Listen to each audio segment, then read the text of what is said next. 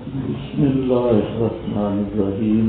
یا ایھا الذین آمنوا، نیازات غیر اللہ کا بیان اگر سورت کا پہلا ایسا ذہن میں ہونا، قرآن پاک دوبارہ ریپیٹ کر رہا ہے، یاد دہانی کرا رہا ہے۔ اصل مسئلے پہلے گزر گئے، اب صرف جہاں پر یاد دہانی ہے اسی مضمون کو ایک نئے رنگ میں قرآن نے پیش کیا، نفی شرک پھیلی کو، کیونکہ قرآن باز و نصیحت کی کتاب ہے اور التکرار یفکر الحمار، اس لیے قرآن تکرار کرتا ہے، التکرار یفکر الحمار۔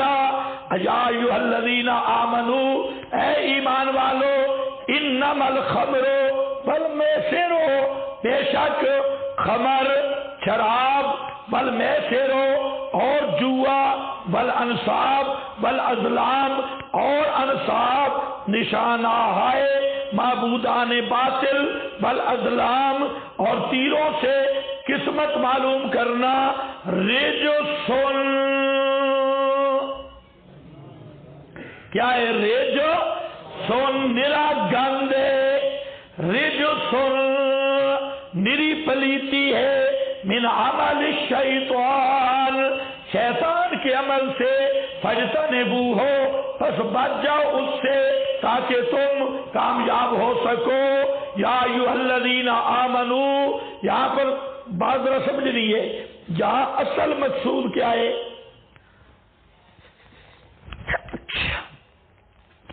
اصل مقصود کیا ہے؟ اصل مقصود ہے حرمت خامر اور میسر، شراب اور جوئے کی حرمت، اور ساتھ جو ذکر الانصاب والازلام ہے یہ طبعاً ہے، کیوں کہ انصاب و ازلام کا ذکر اسی صورت میں مستقلاً مقصوداً پیچھے آ چکا ہے۔ آپ نے غور کیا ہوگا پیچھے مستقلاً آ چکا ہے، مقصوداً آ چکا ہے، جہاں پر ضمناً آیا، کیوں کیا؟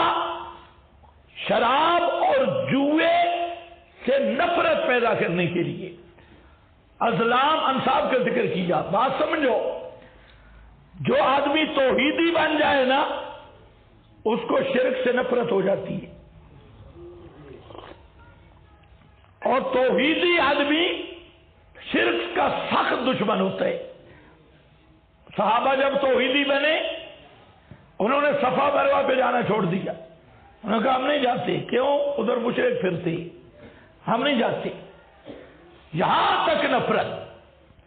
تو جب پہلے مسئلہ پکا کرایا توحید والا، انصاب و ازلام، اس کا تعلق شرک فعلی کے ساتھ ہے۔ اب دو کام تھے، دونوں کا تعلق عادت کے ساتھ تھا، ایک شراب تھا، دوسرا جوا تھا۔ اچھا، آپ کو پتا ہے کہ شراب چھوڑنا، چلو شراب تو الحمدللہ آپ نے نہیں دیکھی، نسوار تو دیکھی ہوگی، یہ تو تھوڑا سا ایک نمونہ ہے۔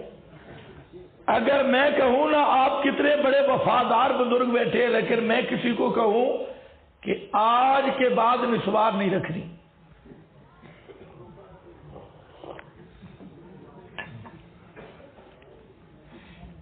ساری وفاداری کے پول کھل جائیں گے۔ سامنے نہیں رکھے گا، لیٹرین میں جا کے رکھے گا، راستے پہ رکھے، سوال نہیں پیدا ہوتا، چھوڑ دے۔ اور شراب تو بڑا نشہ ہے، اور جس کو شراب کی عادت پڑ جائے اس کی عادت چھڑانا بڑی مشکل ہے۔ آج کل ہسپتالیں قائم ہیں کہ نشے کے عادیوں کو ٹیکے لگائے جاتی ہیں تاکہ وہ جراثیم ختم ہو، تب جا کے نشہ چھوٹتا ہے۔ پاؤڈر ہے، جو پاؤڈری بن گیا،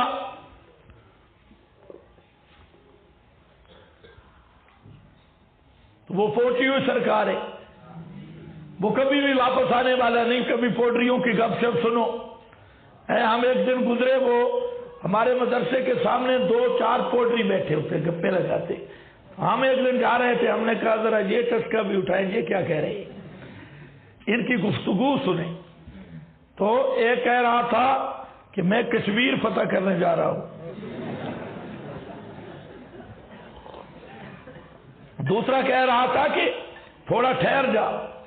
کیوں؟ کہتا ہے کہ میں نے سنا ہے کہ وہاں پر گیدڑ بہت ہے. کیا؟ تو کہتے ہیں پہلے ڈنڈا تیار کریں, کشمیر ایسے فتح نہیں ہوگا. کشمیر فتح تب ہوگا پہلے ڈنڈا لیں, وہاں گیدڑ بہت ہے. اور بھی بڑی بڑی گپیں تھی. تو اس کو پتہ ہی ہے زندگی گل رہی ہے لیکن نہیں چھوڑ سکتا. عرب کے معاشرہ میں شراب عام تھا, شراب کی عادت تھی ایک, اور دوسرا چسکا ہے تاش, لڈو,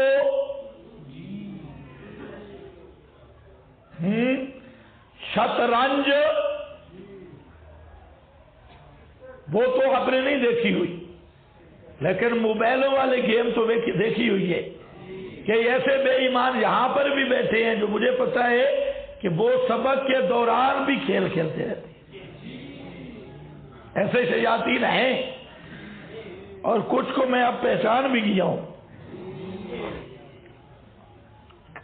ابھی عذاب کا وقت نہیں آیا, جب آ گیا تو پھر خیر نہیں.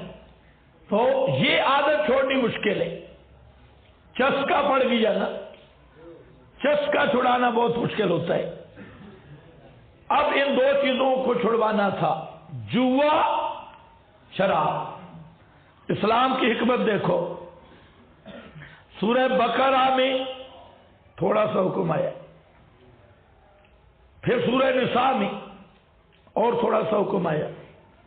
تدریجاً یہ عادت چھڑائی گئی. پہلے دینے کا بس نہیں, تدریجاً. یہ آپ کے لیے بھی تعلیم ہے. توحید کا مسئلہ تو مسئلہ ہے, اس میں تو نرمی ہو نہیں سکتی, لیکن باقی مسائل میں تدریج ہے. اگر کسی آدمی کو آپ نمازی بنانا چاہتی, ایک آدمی بالکل نمازی نہیں, اس کو آپ نمازی بنانا چاہتے ہیں, اس کو آپ نے عشاء کی 17 رکعتیں بتا دی, ایک دن پڑھے گا دوسرے دن قریب نہیں آئے گا. اس کا طریقہ یہ ہے, اس کو کہو بھائی اے 4 فرض ہے. جب 4 فرضوں کا عادی ہو جائے پھر اس کو کہو 3 وتر بھی ہے. اس کا عادی ہو جائے پھر اس کو کہو کوئی سنتے بھی ہے. اس طرح اس کو عادت ڈالنا آسان ہے. کئی بے نمازی ہم نے اس طرح نمازی بنائے, ورنہ پہلی رات آپ اس کو کہنا 17 رکھتا پڑھ بھائی. جٹ تھا, جٹ زمیندار, وہ پہلے رمضان کی پہلی تھی, حافظ کے ہاتھ چڑھ گیا عشاء کی نماز میں. اسے پتہ نہیں تھا, اس کو کسی نے زنانی نے کہا ہوگا نماز پڑھ کیا, وہ بیچارہ آ گیا.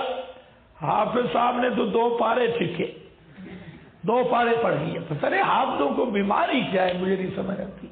خدا کے بندے پہلے دن گزارا کیا کرو, پھر تھوڑا تھوڑا بڑھاؤ. یہ پہلے دن بڑھاتے پھر تھوڑا تھوڑا کم کرتے جاتی. ان کی کوئی الٹی عادت ہے. اس نے بھی ایسے کیا. اس نے تو کوئی 10-12 رکعتیں پڑھی, بھاگ گیا گھر. اس نے کہا بھائی ہمارے بارے کا کام نہیں. صبح جا رہا تھا گھر سے نکل کر ہل چلانے, تو صبح کی جماعت ہو رہی تھی. اس نے کہا یا اللہ شکر ہے, شکر ہے تو نے بچا لی جائے. اور امام کو اتنی بڑی گالی نکال کے کہتے ہیں یہ تو ابھی تک عوام کو روک کے کھڑا ہے. شکر ہے رات کو میں نکل گیا تھا, ہم نے کام بھی کرنے ہیں. بھائی تدریج کرو, تدریج. مہربانی کر کے کسی کے بارے میں ہے کہ بشرا والا تو نفرا, یسرا والا تو اسرا. سختی نہ کرو, ان اعمال کا ایسا ایسا ان کو ہیلو کرو. جس طرح اب ہم زور کو بھی کور کر گئے, صبح کو بھی, اب انشاءاللہ مغرب کو بھی کریں گے, تو آپ ہل نہیں سکتے. اور اگر پہلے دن مغرب کو ہم شروع کر دیتے, کوئی صوفی ادھر بھاگتا, کوئی او یار یہاں تو فارغ ہے ہی نہیں. اب انشاءاللہ ہم کر لیں گے. تدریج ہے. یہاں پر بھی شراب کے بارے میں فرمایا اس میں نفع ہیں, نقصانات بھی ہیں, نقصان زیادہ ہے. جو سمجھدار تھے نا انہوں نے ٹریننگ شروع کر دی، بھائی اے خیر نہیں کام آنے والا ہے۔ حضرت فاروق اعظم تو وہ پہلے دن سے کہہ رہے تھے کہ اس چیز کو ختم ہونا چاہیے، بار بار کہہ رہے تھے۔ خیر پھر ایک موقع آیا، لا تقربوا الصلاۃ وانتم سکارا، وہ حضرت علی کا واقعہ پیش آ گیا۔ نماز میں شراب کی مجلس ہوئی اور حضرت ابو موسیٰ اشعری کے پاس، اور پھر صحابہ نماز میں کھڑے ہوئے، انہوں نے قرات غلط کی، سمجھ نہیں آئی، اس پر حکم آیا لا تقربوا الصلاۃ وانتم سکارا۔ جو اور صحابہ تھے بہت سارے اس سے رک گئے، انہوں نے کہا بھی خیر نہیں کام قریب ہے۔ اب یہ تدریجاً نفرت دلانا مقصود ہے۔ اب پکا حکم جہاں آیا، سورۃ المائدہ میں حتمی حرمت آئی، خبردار رجس من عمل الشیطان، اور آگے صاف کہہ دیا فہل انتم منتہون، رکتے ہو نہیں رکتے، فہل انتم منتہون۔ ایک اعلان ہوا، آج یورپ کو دیکھ لیں، شراب پر یورپ کے سارے ممالک انہوں نے محنت کی ہے، کوشش کی ہے، اور 1 ارب روپیہ انہوں نے اس پہ لگایا شراب کی روک تھام کے لیے۔ کم از کم 48 کروڑ کے قریب آدمیوں کو جیلوں میں ڈالا، کئیوں کو قتل کیا، شراب پہ پابندی لگ جائے، لیکن شراب میں کمی نہیں آئی، اسی طرح شراب چل رہا ہے۔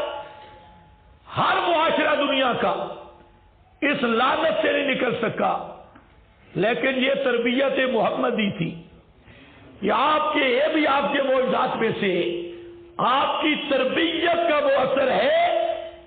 ایک منادی نے اس آیت کو اونچی آواز سے مدینے کی گلیوں میں پڑھنا شروع کیا، یا ایھا الذین آمنوا انما الخمر، یہ آیت پڑھی، جب منادی واپس ہوا، جس کے کانوں پہ آواز گئی، اگر شراب کا جام ہونٹوں کے ساتھ لگا تھا، جام نیچے گر گیا، ہونٹ بچ گئے، اور جس کے گھر میں تھا اس نے گلیوں میں اڈیل دیا، حتیٰ کہ ایک صحابی شام سے آ رہا ہے، صحیح حدیث میں واقعہ ہے، شام سے آ رہا تھا اور اس کا پورا کاروبار شراب کا تھا، کام ہی یہ تھا۔ اب تاجروں سے ذرا پوچھو پتہ چلے، اس کی ساری زندگی کے لاکھوں روپے جو بھی سرمایہ تھا، وہ پورا جہاز آیا تھا اس وقت کا، جہاز باری شام سے، اور شراب مدینے کی سرحد کے قریب پہنچے تھے، مٹکے اور بڑے بڑے برتن۔ تو کسی نے اس کو راستے پہ بتایا کہ شراب کی حرمت کا حکم آ گیا، اس نے کہا اچھا حرمت کا حکم آ گیا۔ اس نے اپنے مٹکے وہاں رکھے، نبی کریم علیہ السلام کے پاس آیا اور پوچھا کہ یا رسول اللہ شراب حرام ہو گئی ہے؟ آپ نے فرمایا ہاں۔ وہ واپس کیا، کوئی تعویل نہیں کی، اور جتنے مٹکے تھے وہاں سرحد پہ توڑ دیے، ان کو واپس بھی نہیں کیا۔ اس کا نام ہے ایمان اور اسلام۔ اگر یہ اس طرح احکام شریعہ کے سامنے آدمی گردن نہیں جھکاتا تو وہ منافق ہے، پھر وہ موحد نہیں، اس کے دل میں اللہ کے حکم کی قدر نہیں۔ اس آیت کے بعد دنیا کی تاریخ نہیں ثابت کر سکتی کہ کسی صحابی نے شراب پیا ہو، ایک ہی دن میں ختم۔ یہ کیا ہے؟ تربیت محمدی ہے، یہ تربیت قرآن ہے، اور یہ ان لوگوں کا ایمان ہے۔ کتنے بدبخت ہیں وہ لوگ جو اصحاب رسول پہ تبرہ کرتے ہیں اور ان کی تنقید کرتے ہیں، اپنے دیکھے کہ تم کس پانی میں ہو، اور وہ کیسی مقدس جماعت تھی جن کی عظمتوں اور جن کے انقیاد پر فرشتوں کو بھی رکھاتا تھا۔ یا ایھا الذین آمنو، اے ایمان والو، انما الخمر والمیسر، اوپر دیکھو، ذکر الانصاب والازلام، آگے کیا لے تاکید تحریم الخمر والمیسر، آگے واظہار ان ذالک من اعمال الجاہلیت، یہ سارے اعمال جاہلیت کے ہیں۔ اور میں جو عرض کر رہا تھا وہ یہ ہے کہ توحید میں جب پکے ہوئے نا، اب خمر کا ذکر کیا انصاب کے ساتھ، جوئے کا ذکر کیا انصاب کے ساتھ، تو ان چیزوں سے تو نفرت تھی، سخت نفرت تھی، تو جب ان کے ساتھ ذکر کیا تو اب کوئی بھی ان کے قریب نہ کیا۔ یہ بھی ایک تربیت ہے، دعوت ہے۔ انما الخمر والمیسر والانصاب والازلام رجس، کیا ہے؟ والانصاب پر واہل الشرک، اچھا پیچھے لگ رہا ہے، اعمال الجاہلیت واہل الشرک، ثم افرادہما بالذکر، پھر الگ ذکر کیا تاکہ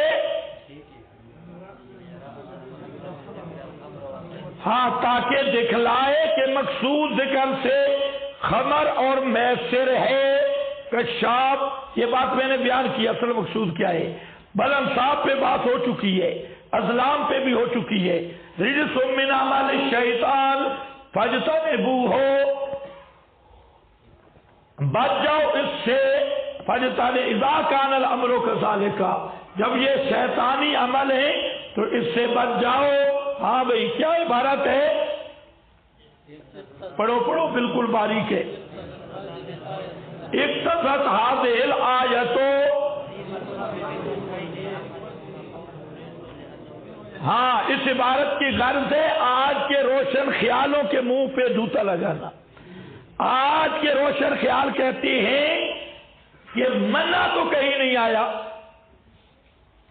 شراب کو حتمی طور پہ تو منع نہیں کیا گیا، کس جگہ پہ آیا؟ وہ کہتے ہیں حل انتم منتہون، تو اختیار دیا گیا ہے۔ سمجھے نہیں سمجھے؟ حل انتم منتہون میں تو اختیار ہے، حتمی حرمت تو کہیں نہیں آئی، تو اس لیے فاجتنبوہ کیا ہے؟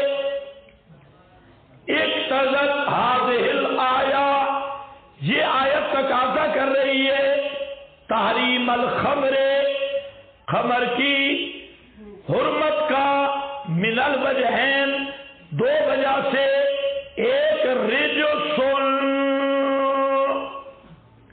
کیا ہے؟ اور اللہ نے خبائث کو حرام کیا ہے، یہ رجس ہے، اور اللہ نے خبائث کو حرام کیا۔ اور دوسرا فاجتنبوہ ذالک امر والامر یقتضی الایجاب، یہ امر ہے اور امر تقاضا کرتا ہے کس کا؟ ایجاب کا۔ اس پر میں نے بات کی تھی، الامر لطلب الفعل ہے یا الامر للوجوب، جہاں پر الامر للوجوب ہے اور اس پر قرائن موجود ہیں، حقیقت الامر پر بات ہو چکی ہے۔ اب دیکھو، انما یرید الشیطان، اب ضرر کا بیان نہیں کہ رک جاؤ، کیوں کہ یہ شیطان کے اعمال میں سے ضرر